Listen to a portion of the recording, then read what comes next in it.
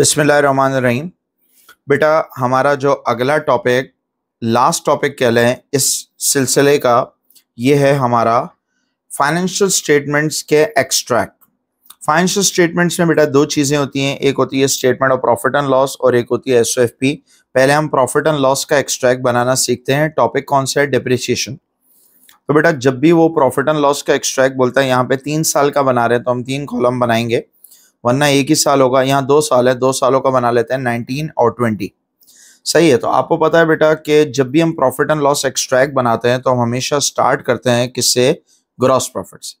Gross profit बेटा इस तरह के क्वेश्चन में गिवन नहीं होता, तो ग्रॉस प्रॉफिट की जगह क्या लिख देंगे? एक्स। और अगर ग्रॉस प्रॉफिट गिवन होगा तो वो लिख देंगे। अब ग्रॉस प्रॉफिट के बाद आता है add other income. Add other income.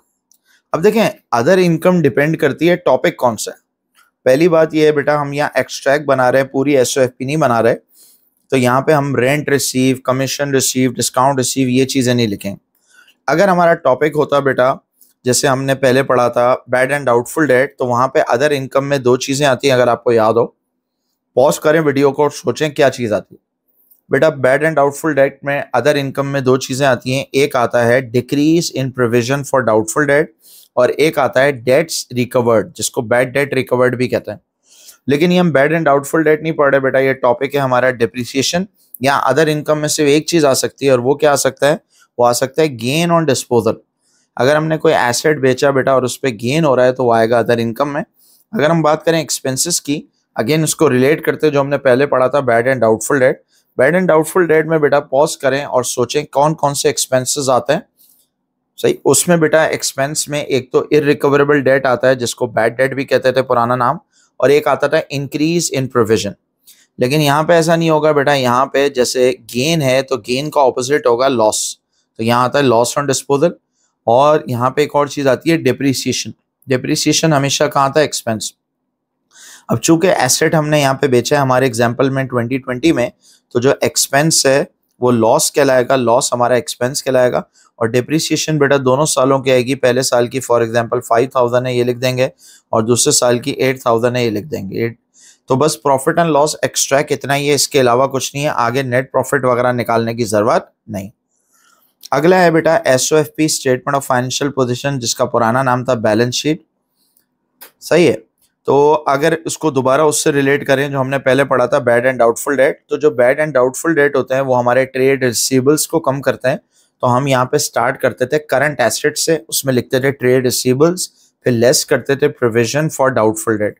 लेकिन ये टॉपिक बेटा हम पढ़ रहे हैं डिप्रिसिएशन। अगर इस टॉपिक में आता है तो हम याद है वो 3 कॉलम बनाते थे एसओएफपी में, कॉस्ट, अक्यूमुलेटेड डिप्रिसिएशन और नेट बुक वैल्यू। यहाँ पे वो लिखना है, क्योंकि यहाँ मोटर व्हीकल्स की बात हो रही है बेटा। मोटर व्हीकल हमारा करंट एसेट नहीं है, बल्कि वो एक नॉन करंट एसेट।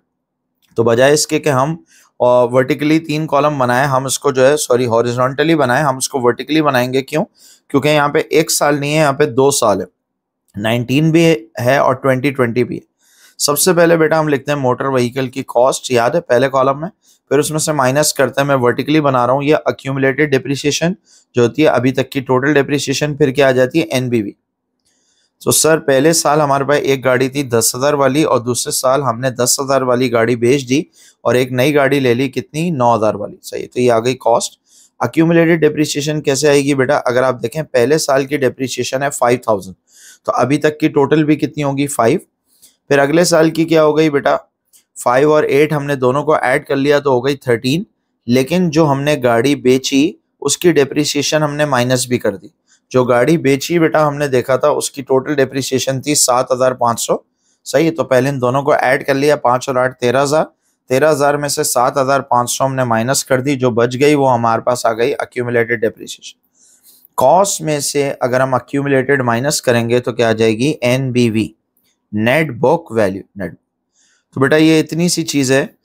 क्या चीज है ये है हमारा एसओएफपी का एक्सट्रैक्ट। तो इस टॉपिक में बेटा जब भी एसओएफपी एक्सट्रैक्ट आएगा तो हम कॉस्ट का भी क्लोजिंग बैलेंस लेंगे, बैलेंस सीडी। सही, अगर हम कॉस्ट अकाउंट बना चुके हैं तो वहां से बैलेंस सीडी उठा सकते हैं। ऐसे ही प्रोविजन अकाउंट भी बना चुके हैं, उसका भी बैलेंस सीडी उठाएंगे। कॉस्ट में से प्रोविजन माइनस करेंगे तो क्या आ जाएगा? Net book value.